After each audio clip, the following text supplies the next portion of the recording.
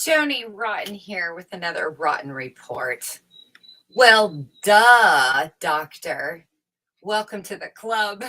Isn't it fun when they find out there's sense or ship in the world? Oh my. Even the good guys are getting silenced. It's called shadow banning, I believe. But let's hear what the good doctor has to say.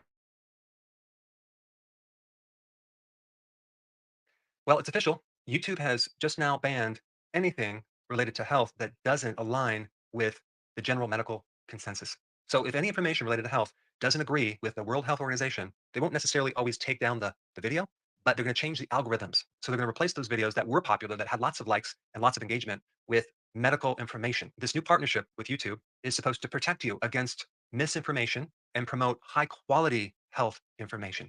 And their definition of misinformation is anything that opposes their viewpoint. I mean, if you go to drberg.com, you will see that I have 7,607 success stories. I'm helping people. I'm giving people lots of non-toxic solutions. And if you just read the comments, you'll see that a lot of people are being helped. So my information is not dangerous. It's not misinformation. It's actually quite helpful. And this new change is going to hurt a lot of people because they're not going to be able to find alternative viewpoints, alternative opinions. Sometimes medicine doesn't work. Looking for inexpensive natural remedies to handle certain body issues. But guess what? Now they're going to have a very difficult time finding those solutions because all these medical sites are going to replace alternative health. I mean, I used to rank for so many conditions. Now you can't even find me unless you type Dr. Berg slash whatever. And even on the keto diet, I have 928 keto videos. That's right, 928 videos. Guess what? When you type keto diet, you can't find me. Instead, the number one ranked video is from Mayo Clinic. Okay. And the comments are turned off. And you can see the likes are actually not very high compared to the number of views. I think they have like 260,000 views, but very few likes. And it's an anti-keto video. And I'm going to share some interesting things in that video. But I first want to communicate a couple of things. A long time ago when Google started, they had this motto, and that was do the right thing. And then they changed it to don't be evil.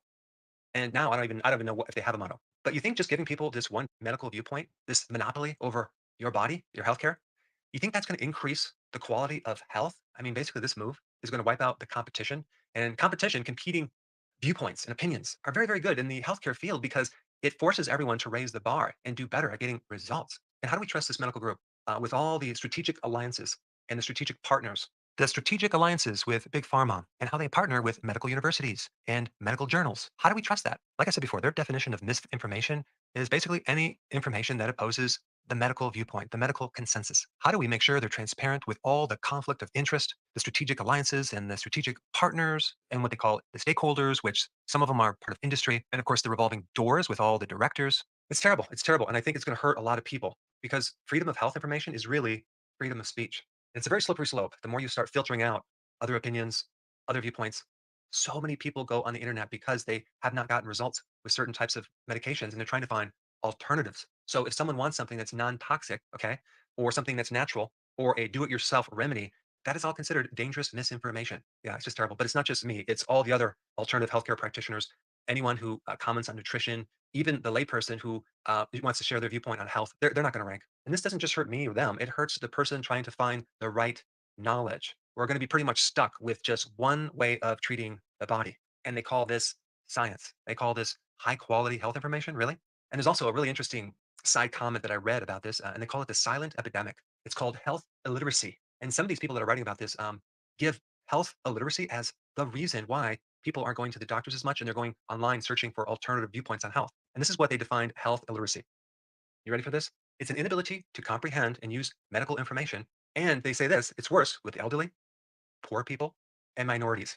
Sounds a little bit like discrimination to me. So basically, they're saying that it's an epidemic out there. There's so many people who just can't understand medicine, right? And that's probably why they're going to alternative sites, like things like that, and not sticking with incredible high quality healthcare information. I mean, it's just ridiculous. I mean, maybe they don't understand it because the doctor's talking over their head, or the information doesn't make sense, or maybe they do really understand. They just don't agree with this idea of suppressing a symptom with a drug and being on the drug the rest of your life. To me, that's not science. I mean, even if you start looking up like pretty much almost every disease, psoriasis, MS, and if you look at the cause of this, it'll say unknown cause, unknown cause. We don't know what causes it. Well, if you don't know what causes it, what makes you the expert over that condition? But what really frustrates me is having them take over the keywords for the ketogenic diet. Now, why is that a bad thing? Because they don't have any experience in that area. Many times when doctors go to school, they don't get a lot of training in nutrition or anything alternative. And so now they get to be the controllers of that information as well. This next video that I'm going to show you is the video ranked number one for the ketogenic diet. Check this out.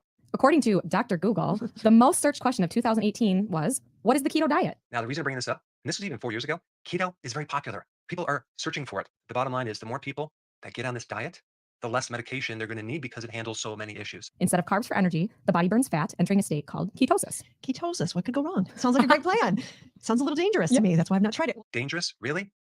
Here's the problem. The lack of differentiating between therapeutic ketosis, okay, or they call it nutritional ketosis, and ketoacidosis. But mild ketosis or therapeutic ketosis is extremely therapeutic.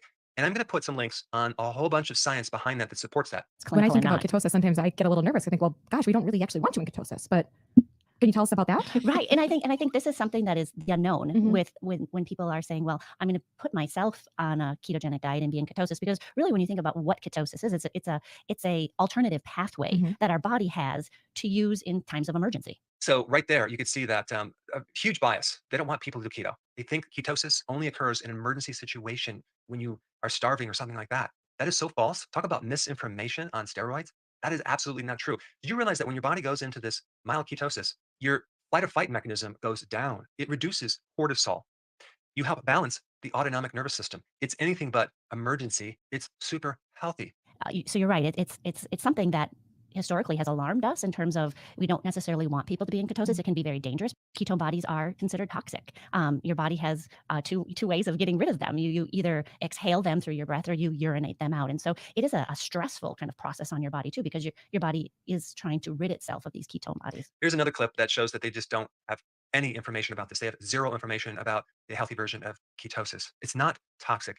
It's not dangerous. Ketones are actually a super fuel. Ketones are an antioxidant. And they talk about it being toxic because your body's trying to get rid of it through urine or breath. That's just in the transition step. When you're transitioning over to burning fat, the motor is inefficient. So you're wasting some of these ketones. And then very quickly, your body becomes very efficient where you're utilizing all this ketone energy. In fact, a ketone is much more efficient than glucose. It produces more energy and it runs off fat. I mean, just think about way back when we had this hunter-gatherer type environment. We developed this ability to run on ketones for a survival mechanism because we didn't have food available. We didn't have all these carbohydrates. So to say that ketones are dangerous, it's just the opposite. Glucose is dangerous and toxic. In fact, the numbers of people who have diabetes have a condition called hyperglycemia. That's high blood glucose. Another term for that is glucotoxicity. Okay. That's very, very damaging. And what's really interesting about that concept is this: when you eat a lot of sugar and carbs, okay, which they don't seem to have a problem with, over time, you develop diabetes, right? And in advanced type 2 diabetes, as well as type 1 diabetes, that's when you can develop this ketoacidosis problem. So the number one reason why people have ketoacidosis is because they have high blood glucose, okay? It has nothing to do with being on a ketogenic diet. I've never met one person that's went on a ketogenic diet and has developed ketoacidosis. Dr. Kozing, you and I both said we know people who have lost, people. lost hundreds of pounds. People I know socially or people that I patients of mine, and big weight loss, and they feel great. Well, and so for them, they consider that to be, finger quotes, successful. Yeah. But possibly we're talking two different languages here. So ketosis and those ketones and things, that is not someplace that you want to be health-wise. Yes, weight loss is one of those successful indicators, but what about all the other great indicators, like the improved blood sugars, like the having less of a fatty liver, better cholesterol levels, better energy, better cognitive function, less inflammation, better mood? These are all the benefits of the ketogenic diet. Anyway, I have a personal favor I want to ask you. I would love to get your opinion on the situation. So if you would please click the link down below and go through the survey questions and tell me what your opinion is on this, what I think is very radical recent change of suppressing other viewpoints on health. So I want to thank you for watching this video and thank you in advance for filling out this survey, because I really want to know what you think about this. Are you sick of having issues with your